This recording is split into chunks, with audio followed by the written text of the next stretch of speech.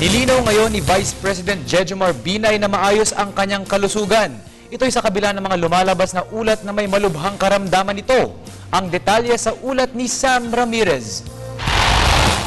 Itinanggi ni Vice President Jejomar Binay na siya ay may lupus. Ito ang kanyang pahayag sa isang talumpati na kanyang ibinigay sa 106 Convention and Scientific Meeting ng Philippine Medical Association o PMA. Kamakailan ay naging maugong ang usap-usapan na may lupus ang vice-presidente ng bansa. Ayon pa kay Binay ay nanggaling pa ang mga chismis na ito sa mga doktor.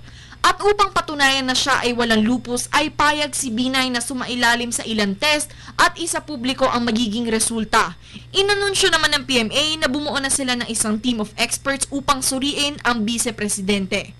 Ang systemic lupus erythematosus o lupus ay isang autoimmune disease kung saan nagiging masyadong aktibo ang immune system ng katawan at inaatake nito ang mga normal at malulusog na tissue na nagre-resulta sa pamamaga at pagkasira ng ilang vital organs gaya ng kidney, puso at baga.